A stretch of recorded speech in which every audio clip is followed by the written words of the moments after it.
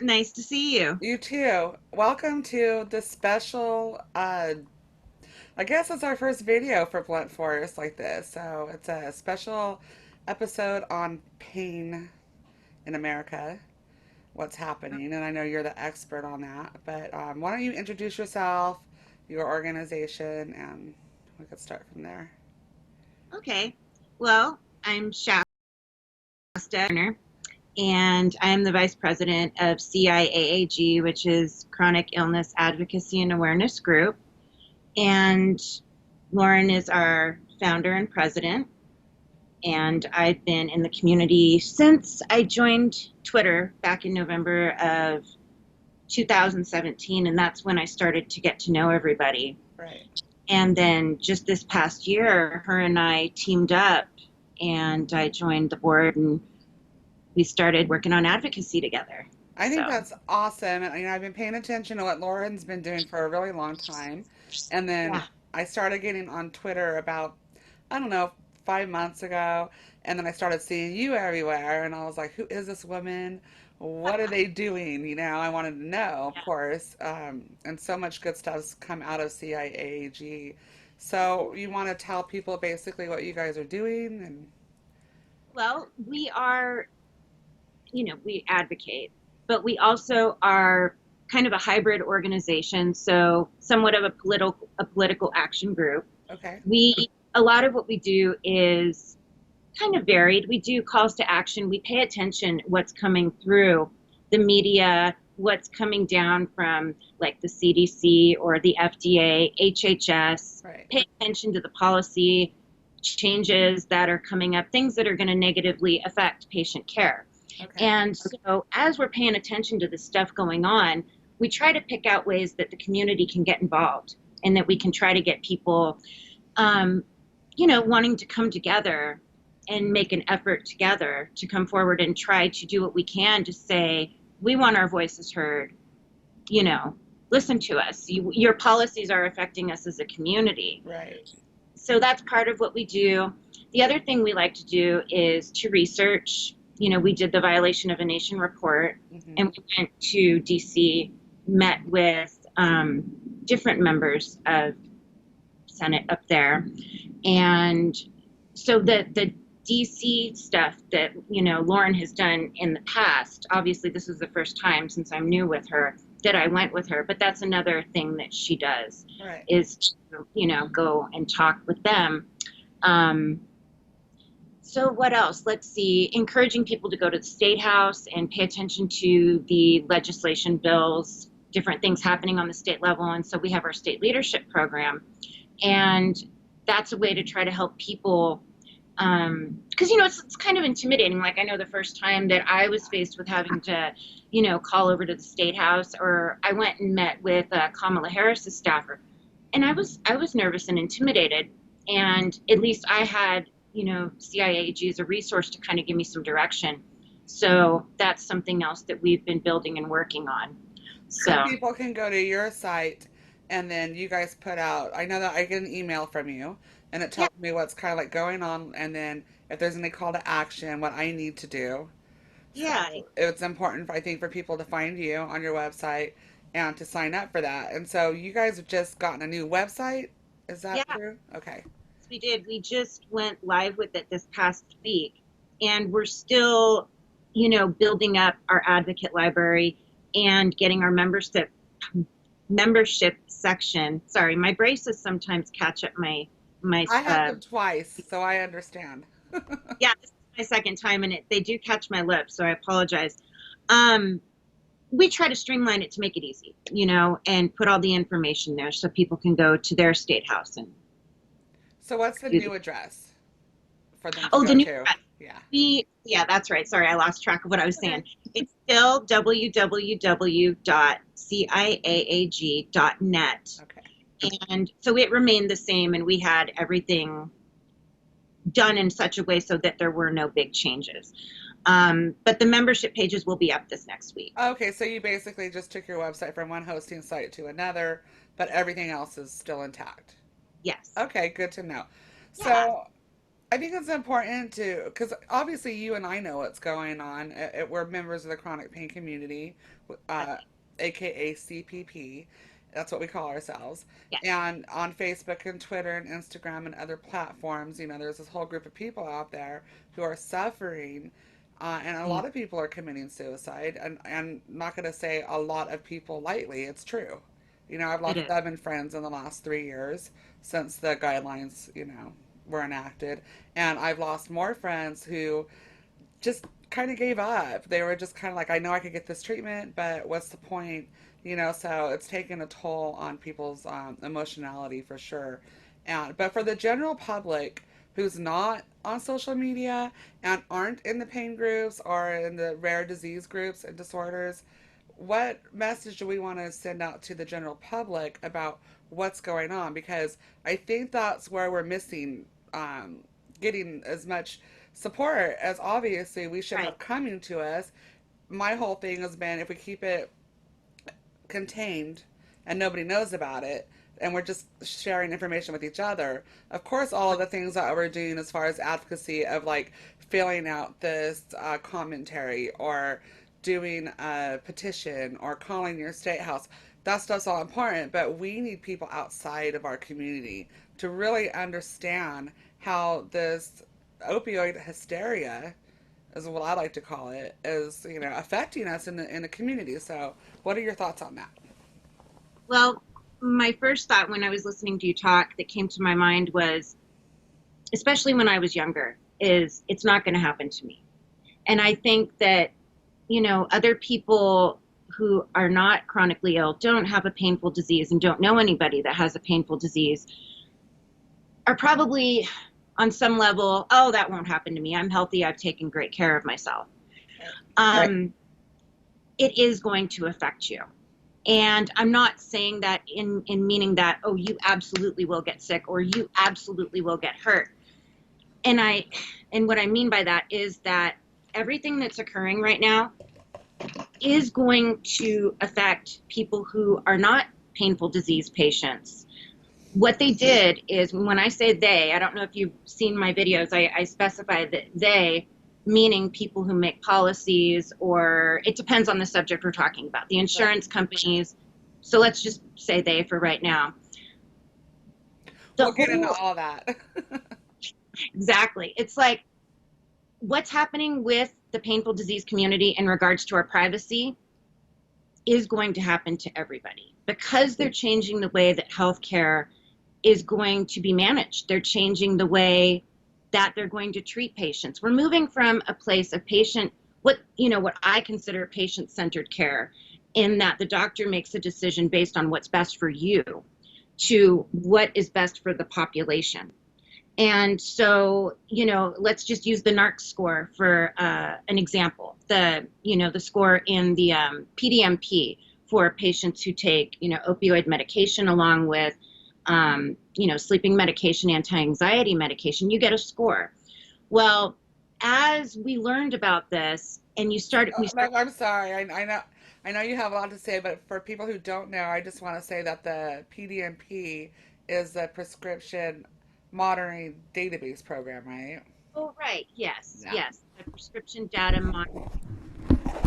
So they started with that, but ultimately what the goal is for even people who are healthy, they are also going to be categorized, scored, looked at. It started with the painful disease community, but it's going to branch out to everybody. So I would say to somebody that you should be paying attention to what's happening, because this is going to affect how your care is managed. Well, true, and also we get older, and we age, and things happen, and we have family members that things happen to, and Right. nothing worse than being in a hospital with someone who has a compound fracture, and I've seen this within my own family, and there's a bone sticking out, and they're offering them ibuprofen because they're Yeah. afraid that the 17-year-old athlete is going to become an addict. It's Right. Which is not the norm. right. Because Really isn't. we know from evidence-based research that what is the estimation between like 0.06 to 4% of people who are exposed to opioids or opioid analgesics, pain medication, actually develop some kind of an addiction to it. And then we also know that that is neurobiological chemistry and genetics. Correct. So the Correct. science is being ignored, and I want to know why. It is. Well, it seems like as a society, and this is just my opinion, that we're moving away from science. I get this general sense, and I can't prove that, but it's just how it's coming across to me. Well, I think That the data kind of proves it, yeah, you yeah, know. yeah. It's disturbing. It really Yeah. is. So for people like who don't know that there's a whole community of people who are chronic pain patients, and I'll talk just briefly about myself and you can share whatever you feel like sharing about yourself. I was born with multiple congenital anomalies that are incurable. I was misdiagnosed and mislabeled. I didn't receive my diagnosis until I was 38. And the first diagnosis was Chiari malformation. And at that time, my doctor was doing a great job treating my pain, but he wasn't looking for what we can do to stop the pain from occurring. Because if you're having that much pain, there's something going on, you know. Right. And so he did an MRI and it came back as Chiari malformation. And he said, you don't have to look into this anymore. It's not causing your problems. And I trusted him. And Right. I don't know why, from my experience. And that radiology report went into a drawer. And then 2 years later, I was still suffering horribly. And I found it and I Googled it and I thought, oh, this is exactly what's been going on with me my entire life. So, along with that came an Ehlers-Danlos, which is a connective tissue disorder diagnosis. And then we found out that I had genetically small pedicles, which means like my spine is pretty much collapsed, my whole life. And Yeah. I've had multiple spine surgeries. And then I had a brain surgery, and the surgeon, who was a qualified expert, supposedly, removed too much bone, and my skull, my brain, the stem is literally about right here right now. So I'm going back in November to have that repaired, and most of the people that happens to, they don't survive. So we're not really quite sure why I'm still here, but I am. So yeah, it's just been a lifelong cycle of pain and being told that either it's in my head, Oh, God. being prescribed psychotropic medications during my 20s that I never needed, which, of course, if you don't need them, they're going to make you crazy. And it did a lot to my self esteem, and I thought I was nuts. And so getting that diagnosis was validating. But then I went to pain management, and Right. they had put the onus on me to find a cure for incurable disorders and rare diseases. So I went ahead with the surgery and I had a really bad outcome. And so that's why this is important to me and why it's important for the general public to realize that we're out here. We exist, and it's Yes. not just us. It's, people having cancer problems, and they're not treating after surgical pain and, post surgical pain. It's becoming more widespread. And as you said earlier, the government is becoming more intrusive into our medical care, taking away the rights of the doctors. And Absolutely. so, your thoughts on that? In regards to taking away the rights of the doctors and just in general to what you said, what you've been through, or my thoughts in regards to, Just being a chronic pain patient yourself, and maybe okay. how you can relate Oh, okay. to So that to start. sure, I'll give you a little background then on me. So I was going about my life and working as a medical assistant, and I woke up one day to go get ready for work and I couldn't walk. Just like that. Like literally, I'm not kidding. Like Oh, I was wow. fine. There wasn't any sort of there wasn't any sort of like indication that something was going to happen to me. Right. So anyways, I get up, I can't walk. Long story short, 3.5 years later, I get diagnosed with a rare autoimmune disease called dermatomyositis. And it's primarily really painful throughout my entire body. And it also has a severe amount of muscle weakness. So patients that have what I have, we have very, very hard time lifting our arms above our head. and raising our legs to like walk up the stairs and things like Right. that. So the weakness is coming from my shoulders and my hips, but it's all over. So I was, housebound, not quite bedridden, but housebound for the majority of that 3.5 year time. Wow. And I had no diagnosis because it was rare. And so, they go through, they checked me for more common autoimmune type disorders. I do have spinal stenosis. And so there were a few red herrings, but then they finally made the diagnosis. And actually, for my disease, the typical time frame to get diagnosed is between 5 and 8 years. So getting diagnosed at 3.5 was really, really, I was really, really lucky. And so when I got diagnosed, that's when we had to go through and go on to prednisone and do all these other things Yeah. that we have to do. Primarily step therapy type of things. My doctor wanted to start me on a very expensive treatment called IVIG, and that is, for me, it's an infusion that's given. It's 5 infusions once a month in a row. But in order to get there, you have to try and fail certain things first, That's which what step therapy is, right? Yeah. sure a lot of people can relate to that. Yeah. So it's been a long journey. Here we are 10 years later. And yeah, so Well, let's excuse me. Let's talk about step therapy sure. because in the pain community, what they want you to do is they want you to go to these pain clinics, Right. and if you're already being prescribed medication from your GP, and this is my experience, they still prescribed for me, but Yeah. I have been through acupuncture, acupressure, Tai Chi, yoga, 6 months intensive spine rehabilitation center in Los Gatos, California. Oh gosh, all the antidepressants and all that stuff, and then meditation and physical therapies and TENS units, and there's a lot of hoops that we got to jump through when Yeah. we know that these pain medications work for us. Right. Right. So it seems to me like it's a bigger waste of money and time than It, it is. I mean, of course, all those things work in conjunction to right. some degree, but Right. when your brain's falling out of your head, or you have an autoimmune disorder where you can't lift your arms up over your head, no Right. amount of mindful meditation is going to stop that pain. It's only going to help you maybe cope with all the emotional and all the mental and psychiatric and all that stuff that comes along with having rare disorders and Right. just suffering all the time. Yes. Yes. You know, you kind of made me think of something.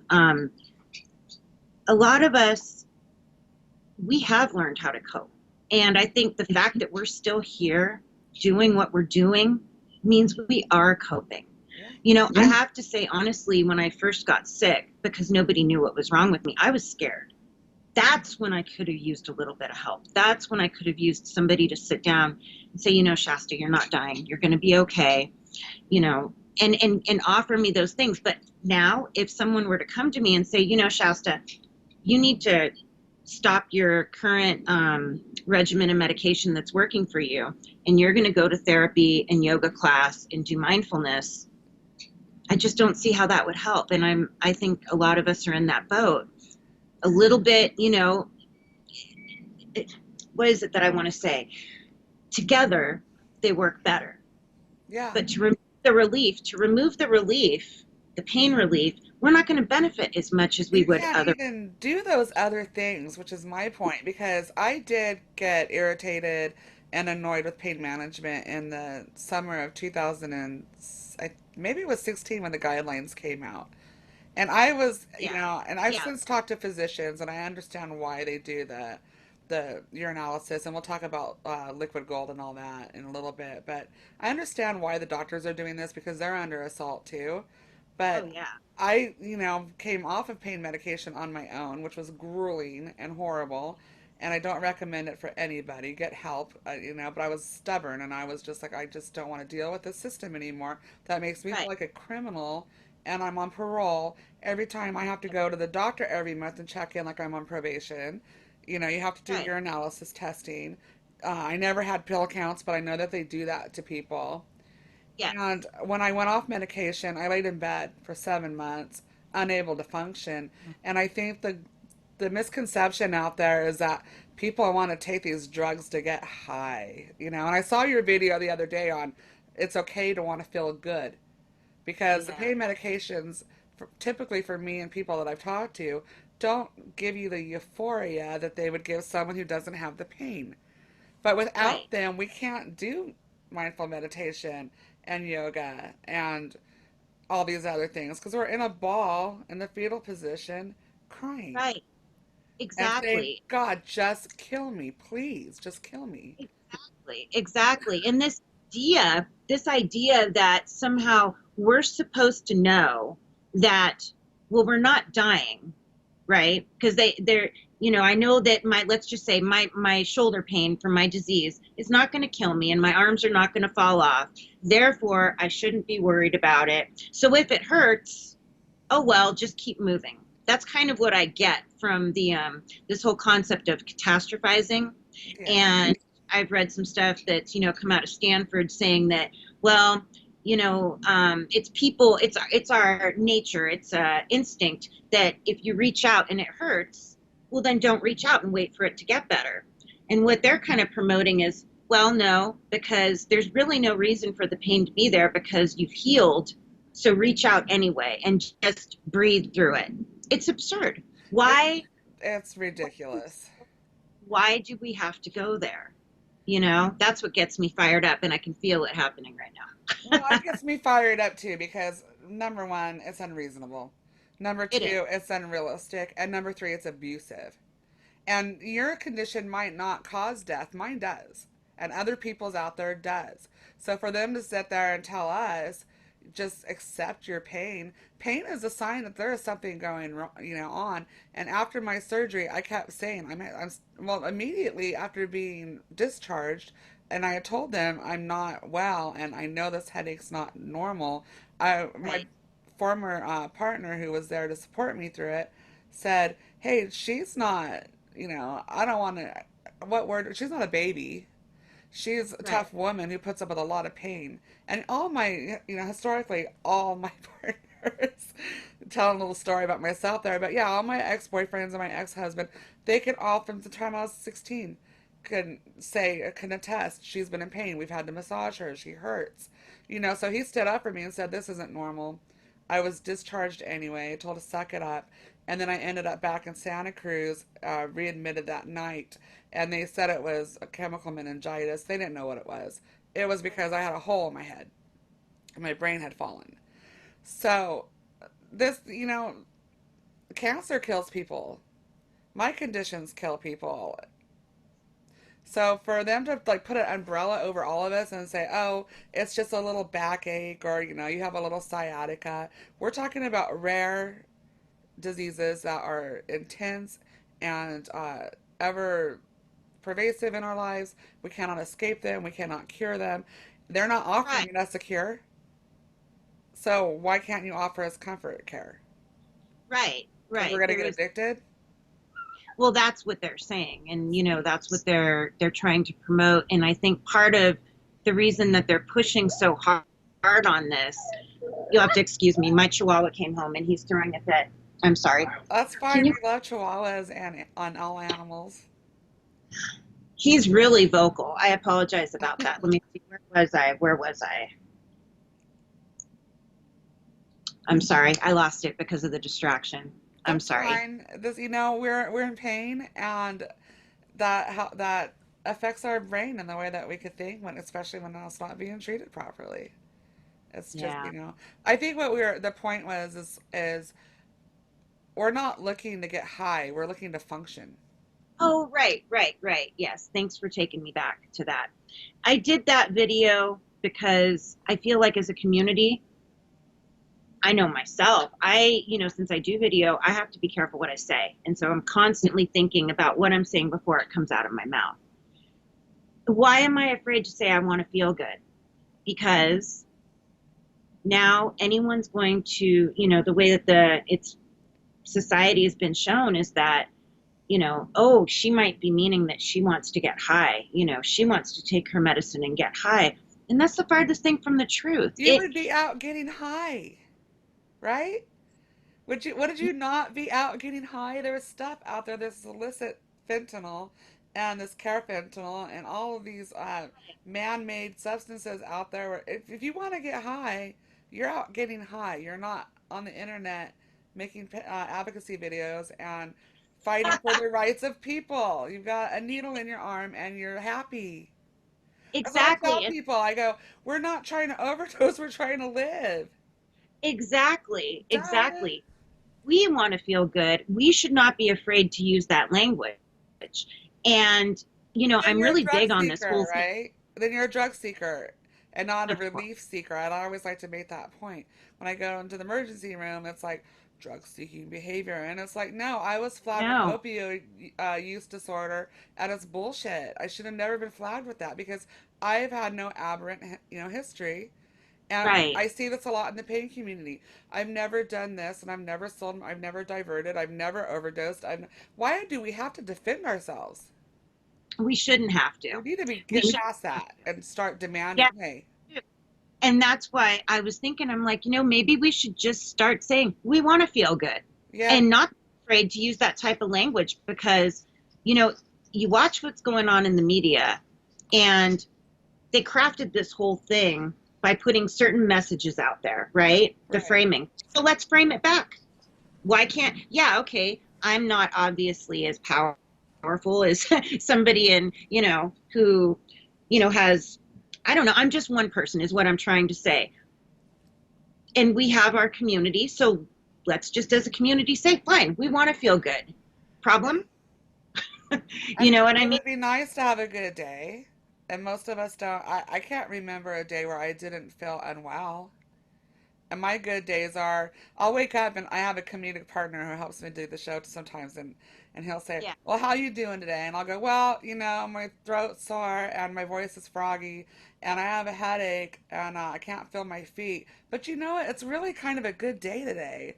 And he just shakes his head, because people don't really understand if you don't live with this type of pain and immobility. It's really hard to really understand what it's like. So Right. you make a really good point. We should be able to feel good. There's a Yeah. And difference we should between feeling good and being inebriated or intoxicated. And absolutely, absolutely, we shouldn't be afraid to say it. And, you know, you just hit on something that made me think. You're saying, like, your feet are numb or whatever and this hurts and that hurts, but it's a good day. you know we get used to it. We get used yeah, to it. And so, even though, like, if I sat here and really thought about it, I could name off probably 10 things that hurt, but I'm used to it, so I don't pay them much mind. hmm And we just keep on plugging away. So, when they're talking about all this mindfulness and, acceptance, the fact that you and I can do that, to me, that supports the fact that we have accepted it. yeah. Because able to say, I'm having a good day, even though my back hurts, even though I have a headache, you know? Quite frankly, I'm just gonna put it out there. The fact that people that are in my situation, in your situation, and others, Yeah. especially with the what is it, the CPRS or the CRPS. I'm sorry, you guys. I know that that is very painful, and they call it the suicide disease. Right. And I did lose a friend to that. Well, not to that. I lost a friend because her pain wasn't being treated. I'm gonna just Yeah. put it out there. Yeah. Um, the fact that we haven't killed ourselves already is a testament to how strong we really are and how much we value life. I mean, Yes. To use their word, resilient. yeah, Resilient. I found that they're using that. They say we need to be more resilient. I found some stuff in their policies and their little agendas that they're writing up behind the scenes.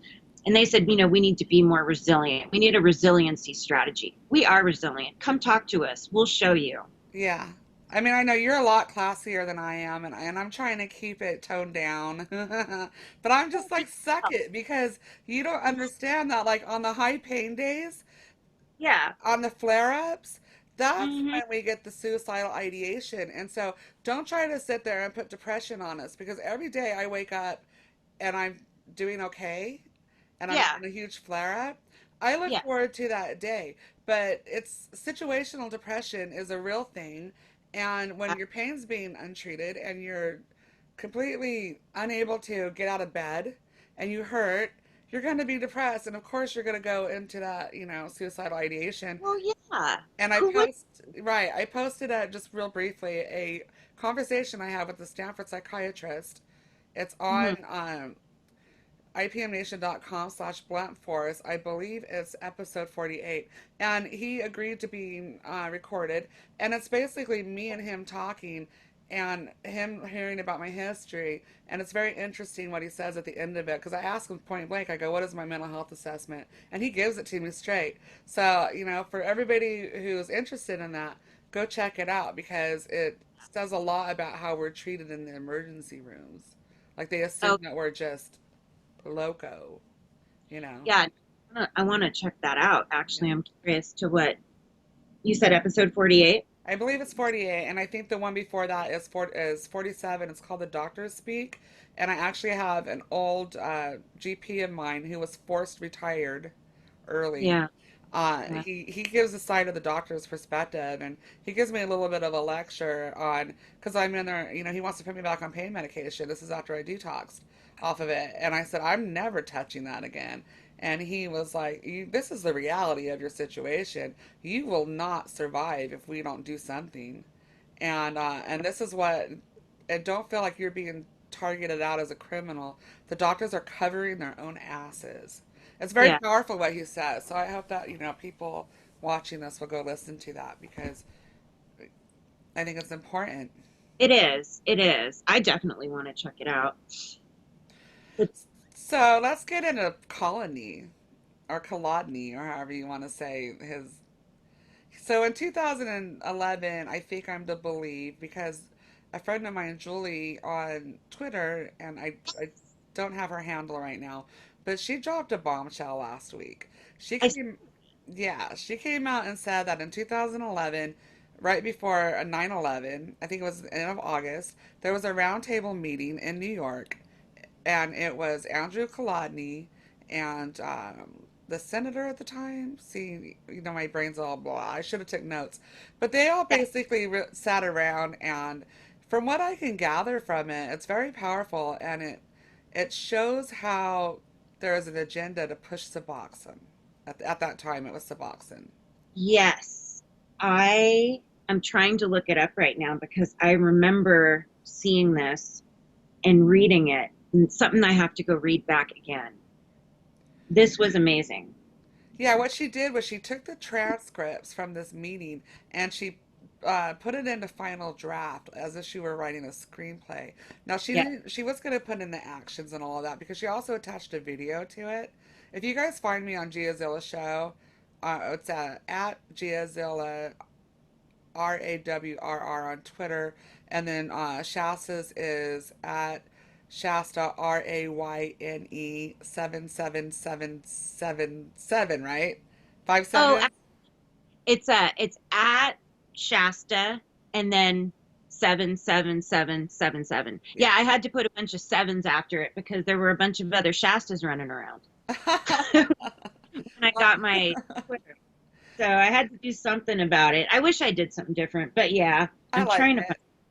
Oh, thank you. Come find us on Twitter, and then you can find this information from there, because what Julie did is amazing, and she wanted to, like I said, was going to say, take time out to put the actions in from the video and all of that, but then she thought, I need to get this out there and let all the advocates do with it what they will, and I really respect and admire her for that. Yes, she's So amazing, amazing young lady. I, have seen what she's done here, and I've always enjoyed her, her witty personality and how smart she is, the way she can pull things together. And I read what she wrote, and this is a very large document. It's from nysenate.gov.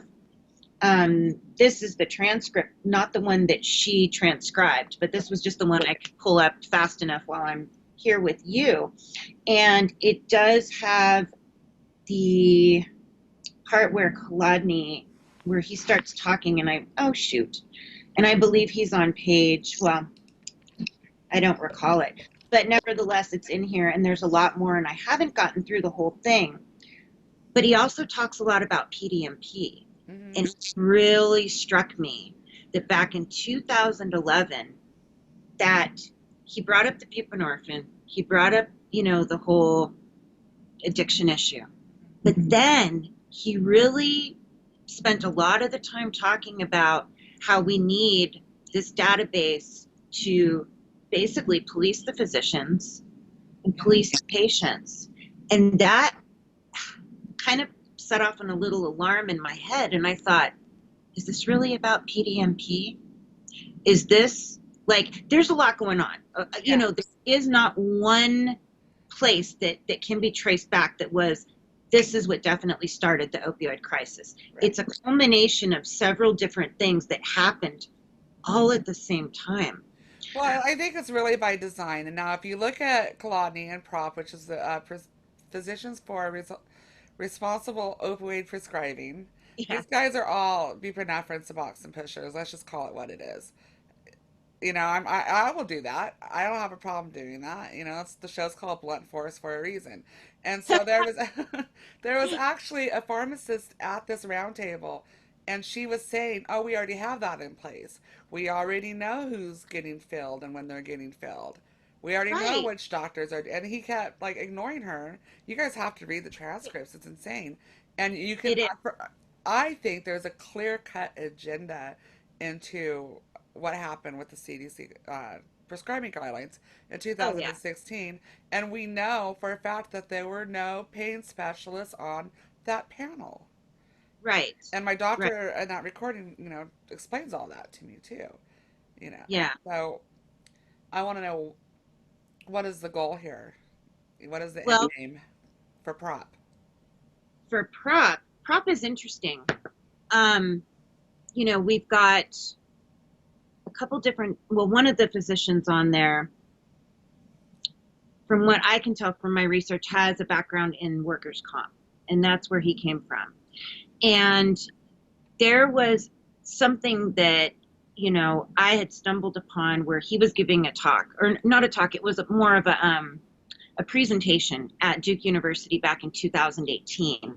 And he was talking about how they had noticed back in I believe it was the early 2000s, that they had people that had been injured at work. They were taking opioid medication, and he made some sort of comment, and this is going to be this is not verbatim, this is off the top of my head, and I haven't looked at it in a while, but made some sort of comment that, the patient, goes to sleep and never wakes up, and then we're on the hook for paying death benefits to their surviving spouse. And I was like, wow. So you guys, workers' comp industry, in my opinion, it appears that they were interested to see if they took people off of their opioid medication, if they could get them back to work faster. Maybe it's partially a liability thing. Yeah. But it seems like there's this whole thing about, the person is taking an opioid, so that's why they don't get better and go back to work. Never mind the fact that maybe the person has such a horrible injury that they can't get back to work, that they can't do the job that they used to do. Right. And emerging research is showing that when you take away the medications from people that need it, they don't go back to work ever. Right. Well, you can't go back to work when you're dead. Right. So you've got, one of the doctors, PROP doctors, who's from this neck of the woods. Then you've got, another doctor who's with Stanford. You've got, Kolodny, who has his background, starting out with the Reckitt Benckiser group, and now he's serving as a expert witness of some sort. Yeah, I don't understand it, and I don't want to be an asshole, but that's kind of who I am. I don't understand how this guy what is he doing hanging out in the ivory tower anyway with his educational background? I don't get it. I know you're not going to say it, and I don't expect you to believe it or say it or agree to it. This is my own personal opinion. not the opinion of IPM Nation, not the opinion of anybody else. I'm looking at this and I'm thinking, what is this guy's role? And my personal opinion is he is a fall guy for them because the truth is going to come out. Like we've seen this with Anzinger, and we saw it with Hearst. So first they're going to vilify marijuana, and they're going to vilify the use of opium. Back in the day when there Right. really wasn't that big of a cataclysmic problem with any of it. And they Yeah. use race to justify what they're doing. We figured out it was political and it was for the plastics industry and it was to get rid of hemp and it was because he was married to. So we know historically that this has happened over and over and over again. And it's Right. politics and business as usual, corporations as usual. Now, it just happens to be that we are the fall guys. We are the population that they're coming after. But what they didn't understand or realize, I guess, is that we need this to function. We need Right. this to live. This isn't, we're not going to just lie down and say, okay, I don't need to smoke marijuana which I'm a cannabis grower and I'm a cannabis proponent for a lot of people. I don't think it's great for everybody, and especially not teenagers and young kids.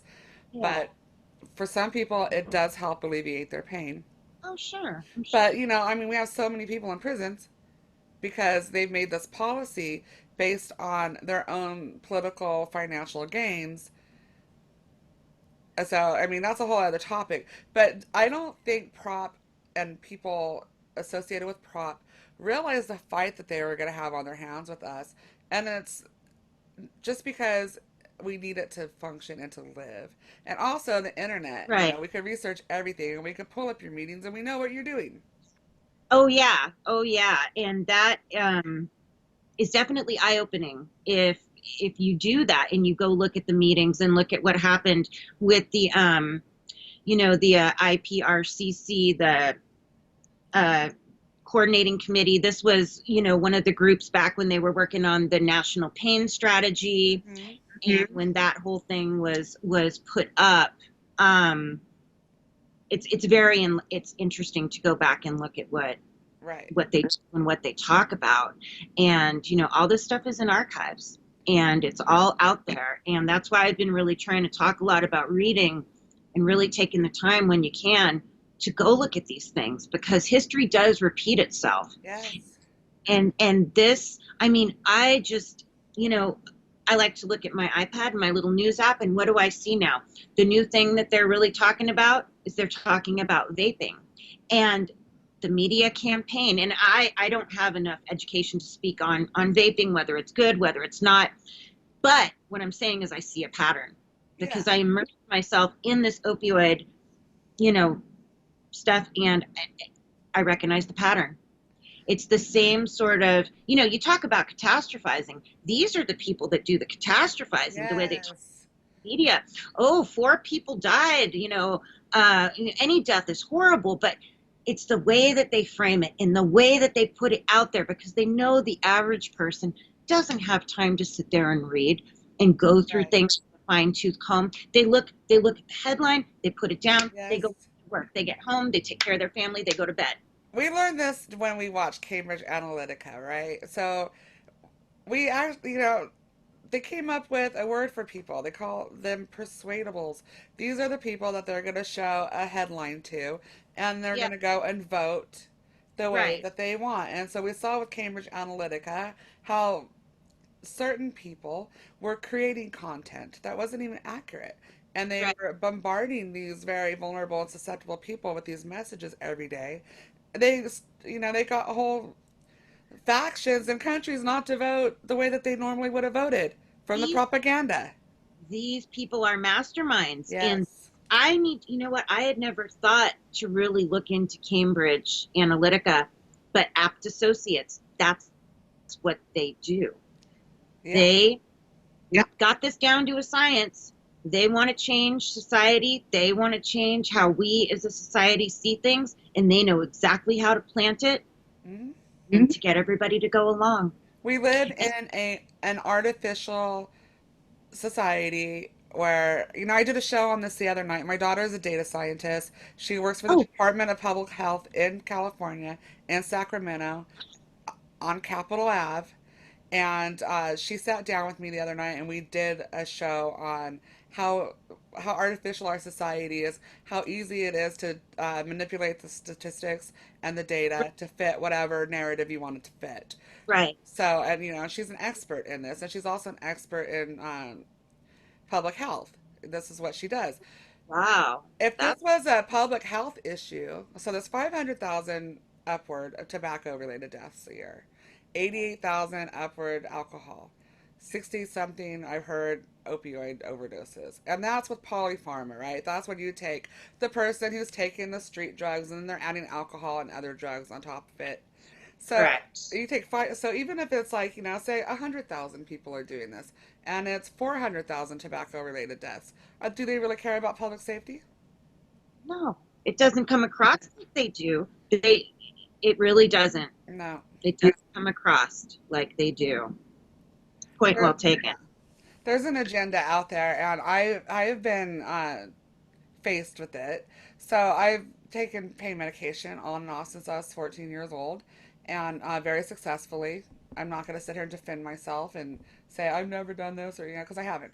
Uh, my doctor was like, "You are taking Valium for spasms, which I know you need for quality of life, but I would feel more comfortable if you are on buprenorphine." And I was like really hesitant. I said, "Hey, that stuff I got off of methadone was a great pain reliever, but getting off it was awful. It's the half life of that stuff. They should have, I don't think they should give it to people unless they're prepared to follow through long term with them, because getting off Right. of it was just I might have killed myself. I don't recommend the ways that I did. I'm not a heavy drinker. I'm not a drinker at all, and I was drunk every day just to try to tolerate the horrible withdrawal. But Yeah. so when he brought it to me that he wanted to put me on buprenorphine, I was like, I was really afraid of it. I was like, I don't want anything in my body that's going to do that to me again. And he says it's safer for you, and and they're basically going to be off my tail if I give it to you. So let's try Right. it. So the first week I did it, I had a dream that I was scuba diving and my gear failed, and I kept like waking up trying to catch my breath, but I couldn't fully wake up. Oh. And then when I finally did kind of push myself out of it, I was really dizzy and I had a bunch of stuff going on in my brain that happens usually when I know that my brainstem's acting up. And Right. so I told him that, and he said, "Oh, that's just your Chiari stuff, it has nothing to do with it." So the Mm. next week he put me and during this time I had two ruptured discs in my back too. So he said, "Go up on your dose to I think 15 milligrams or whatever." So he says, "Put another patch on." Same thing. I went and I instantly fell asleep. I thought I was drowning, and this time I had a harder time waking myself up. And luckily, my boyfriend came in and he saw me struggling and he like woke me up. And when I woke up, I was so dizzy and I had all this noise and stuff in my head. And I said, "I don't feel right. This is not right. Something's wrong." So he put the blood pressure cuff and the heart rate cuff on me, and then he called 911. Blood pressure was 176 over like 112. The ambulance Mm. came, they rushed me to the hospital, and buprenorphine is contraindicated for intracranial hypertension, which I have. So he basically gave me a drug that raised the pressures in my brain so much that I almost stroked out. Oh wow. Gosh. So I'm. it's I'm. not for everybody. It's Right. not safe, and it's a dirty drug. You So why know. do they want us all on it?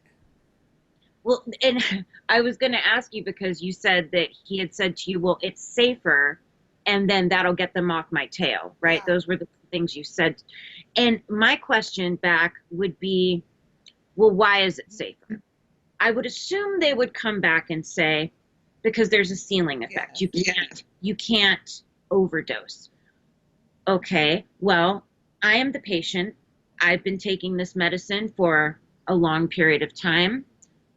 There's nothing that indicates that I need to change. So I just don't see how it is safer. And especially, we each need to be considered as individuals. They talk about individualized care, right? Mistakes are made, okay? But just to blanket say, everybody, go take this medicine because it's safer, you're a classic example of why, we need individualized care, why you Right. can't just say that without really looking at the person, Well, that's why I brought it up. It's not like I want to go over my whole medical history with people, but I just wanted to say that for some of us, and for a Yeah, lot of us, it's not safer. And right. it actually could have, I could have died if he hadn't came in. Because Well, I yeah, had no control over waking myself up. I just, no. Especially if you're dreaming that you're, gasping for air, that you're underwater. I mean, that seems pretty, it was you know, awful. yeah, yeah, But the good news is that when I went in there for that, I had been in that same ER like 3 weeks before that, and I couldn't walk, and this is personal, and I'm just gonna say it. I lost my bladder, and it freaked me out. And because I'm sure you, like me, like most other chronic pain patients, we won't go in an ER because it's just abuse. It's abuse, it's suspicion, and just we get treated like crap. So I go in there, and they were like, well, they look at the PDMP. They see that I'm flagged with opioid use disorder, which is, like I said, BS. And right, she doesn't even do an exam. She doesn't do an X-ray. She doesn't do anything. She says you're too complicated. You see your pain doctor on Monday. You need to go home and see him, which is what I did. And then I called him, and then he put me on the buprenorphine and raised it up. So that right. I'm back at the ER with this reaction to the buprenorphine, and a very astute doctor was going over my history, and he came in right after I was about to be discharged, but it was shift Yeah, change, and he said, "Can you walk for me? Why were you here 3 weeks ago?" So I start walking for him, and he goes, "I don't ever do this, but I'm going to call the MRI specialist in the middle of the night to come do an MRI of your back." He says, I'm really concerned. And so she yeah, comes in, and it takes a couple of rounds of really strong narcotics to get me through the MRI. So I'm in that yeah. bad a shape. Oh, And then he says, "Oh, we're going to hold you for emergency surgery. You've ruptured your discs, and your spinal cord's in jeopardy." oh my I'm gosh. like, "I was here 3 weeks ago, and you didn't even examine me. And I want to find my own surgeon to do this." And he was like, "You don't have time. We have to do this now." And I said, "Oh, okay. So first you won't see me, and now you're going to hold me AMA." Like, we are so abused. And it's Um, not okay. yeah, I don't quite understand the comment of you're too complicated. Come back next week. Last time No, I it's checked, too complicated for the ER, so go see your pain management doctor and have so him basically, figure out what to do with you. But it's so an emergency. that's what I'm thinking. It's like, so basically, if it's an emergency, because you're complicated, because you need help, you have to wait. No, What what I it mean was we think you're a drug addict and happened you're to in you, here for drugs, and we don't want to deal with you. So we're not even right? going to Right. give you, and that happens over and over and over to people who are brave It's enough to go into the emergency department. right. So, what I'm wondering, because I know that, I'm just going to say knock on wood, I've not had to go to the ER. So I'm fortunate, but it scares me because I don't want to be flagged. I don't want to go through the demeaning stuff that happens to people like you and I if we're put in that position. Yeah. It's really not a good feeling, but that is a service that you and I should not be afraid to go get if we need it, and I'm wondering what they're going to do. All the I mean, doctors, imagine that people in the rare disease community and disorder community, imagine them going to the emergency department and getting help. Like, that's not going to happen because, they're too busy taking care of everybody's earache because they're too lazy to go to the doctor in the daytime. You know what I mean? And then we go in there and we're treated like criminals and yeah, cast it's not. out. I And mean, this I all am goes back to this whole opioid hysteria, and right, everyone's afraid of, I mean, I'm not going to say that there weren't pill mills. There right, were in very isolated and concentrated parts of our country. And even right, here, we had a Dr. Manger out of Salinas, California, who was over prescribing and doing illicit things that he shouldn't have been doing. I'm not going to say that never happened. It right. happened. But that's not what's happening now. No, it's in the past. It's over. They need to get over it. The Florida pill mills are closed. The PDMP works. So why are we here and why are we doing this? Because they want to change the way medicine is practiced. They want to change our expectations, you and I as pain patients, and even other people who don't have a rare disease. They want to change their expectations that you don't go to the ER when you have pain. The number one reason why people go out and seek medical help is for pain. They know the policymakers know if they can get the message out there that we don't see people for that, you're just going to be turned away at the door. Go home and use your self-management techniques. Grab an ice pack and sit yourself down, with Yes. get through it yourself. That's what they want.